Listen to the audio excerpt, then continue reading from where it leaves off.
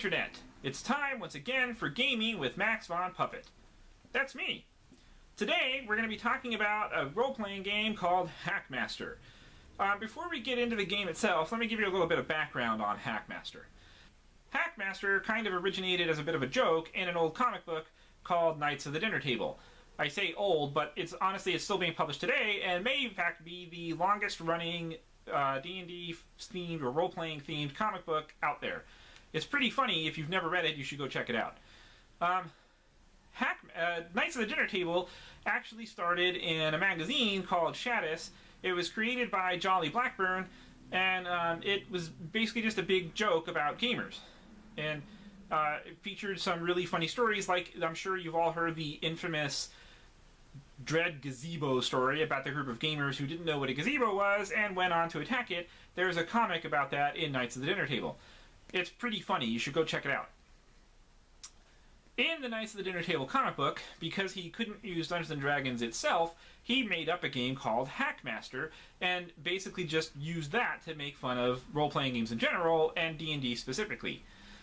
As the years went on, fans of the comic book kept insisting that they make an actual Hackmaster RPG for them to play, and they just kept saying, you know, it's basically just Dungeons & Dragons, go play that. But, of course, it wasn't basically Dungeons & Dragons, because in the terms of the in-game universe, in-comic universe of Knights of the Dinner Table, they had added all kinds of rules, like spending build points to build your character, and getting backgrounds and quirks and flaws, like many other RPGs, to min-max your character, become basically a munchkin, which was one of the running gags in the game, that the players were all kind of munchkin-y. And it went from there.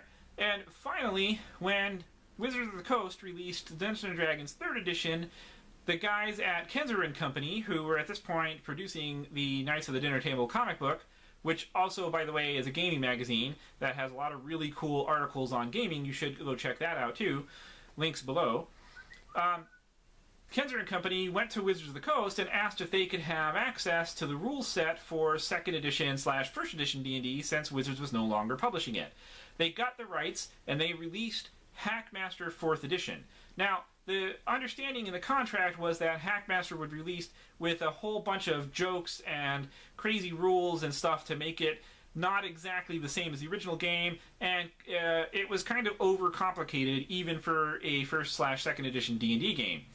But it was still a lot of fun, and if you looked beyond all that, there was in fact a playable game in it. And for people who were fans of 1st and 2nd edition D&D, 4th edition Hackmaster was the way to go. Then, when Wizards of the Coast stopped making 3rd edition and created 4th edition, the contract for Kenzer Co for Hackmaster 4th edition ran out.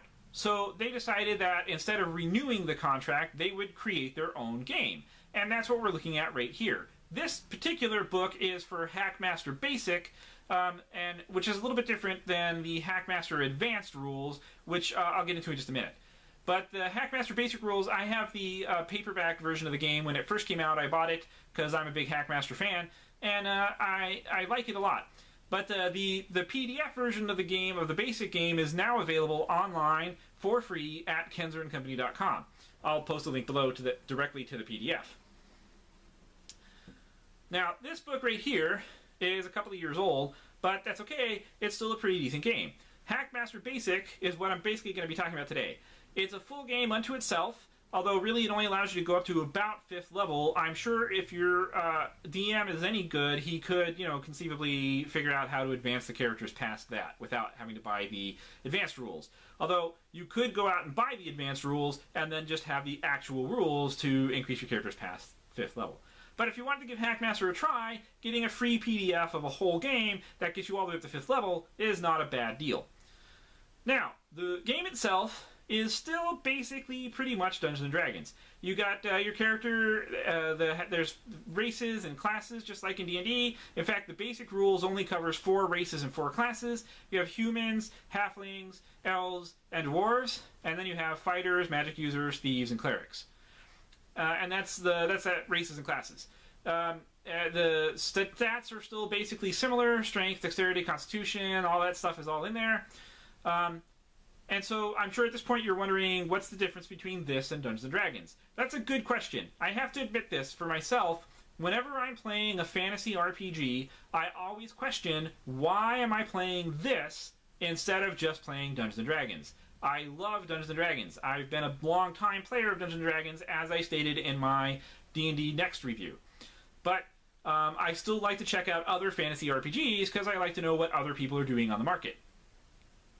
And so, it's a valid question. What makes this different from D&D? Why would you play this instead of Dungeons & Dragons? Well, a lot of people, much like the same reason why people went over to Google+, they wanted to play a game that was basically Dungeons & Dragons, but wasn't Wizards of the Coast's Dungeons & Dragons. And that's where Hackmaster came in.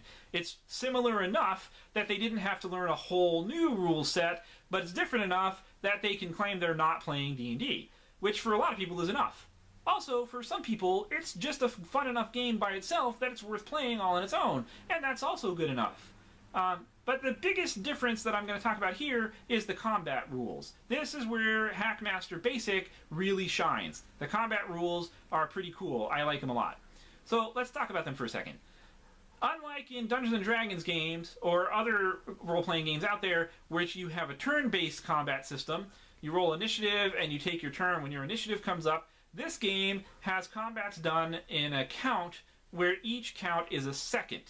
And during each second, your character can, if you want to, do something. Usually that means only movement. But it works basically like this. Your character has a basic initiative modifier. It's either a positive or a minus number. Usually it's a positive number. And that's not a good thing like it sounds. I said positive, but that means plus.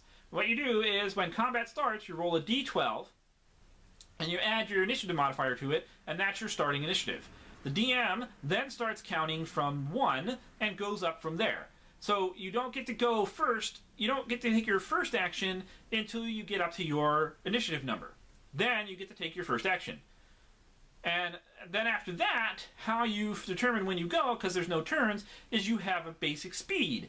And that's determined by your weapon, plus your speed, or minus your speed modifier. And that's how many seconds you have to wait before you can go again. And it actually makes a lot of sense. It seems kind of complicated, but when you play with it, it makes a lot of sense, and it works out pretty well. It does take some getting used to. The first couple of times I played, it took us a while to make it through combat because we didn't really quite understand what we were doing.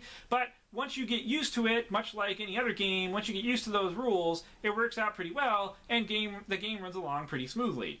It actually is kind of intuitive because it does run on a seconds-based system, so you're actually counting time instead of just an arbitrary, abstract rule that means this amount of time has passed. It's not like you're not just sitting around waiting for your turn to come around.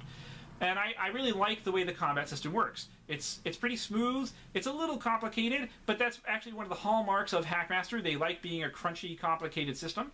But it makes the combat system unique and is actually one of the coolest things about the game.